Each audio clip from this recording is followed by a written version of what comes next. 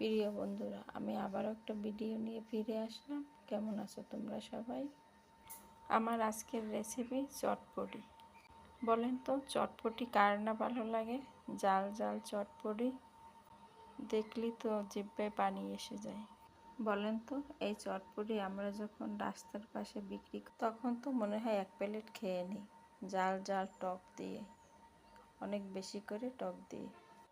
আমার কাছে তো টকটা একটু বেশি দিয়ে খেতে দারুণ লাগে। আচ্ছা বন্ধুরা, চলেন যাই মূল রেসিপিতে। আমি প্রথমে পেঁয়াজ মরিচগুলো কেটে নিলাম, তারপরে ডালটাকে সুন্দর করে ভিজিয়ে নিলাম।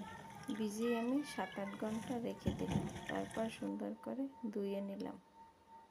প্রেশার কুকারে দিয়ে দিলাম দুটো আলু, দিয়ে দিলাম হলুদের গুঁড়ো, দিয়ে বসিয়ে দিলাম। 2টো সিটি দিয়ে নামিয়ে নিলাম। হয়ে গেল আমার ডাল সেদ্ধ করা। আমি ডাল একটা বলে ঢেলে নিলাম, আলু দিয়ে ম্যাশ করে নিলাম, দিয়ে দিলাম পেঁয়াজ মরিচ, দিয়ে দিলাম চটপটির মশলা, দিয়ে আমি সুন্দর করে ম্যাশ করে নিলাম। দিয়ে দিলাম টক দিয়ে ফুচকা দিয়ে আমি পরিবেশন করে নিলাম। উপর দিয়ে দিলাম ডিম। এই যে আমার চটপটি। বন্ধুরা, আজ এ পর্যন্তই। দেখা হবে অন্য কোনো ভিডিওতে। আল্লাহ হাফেজ।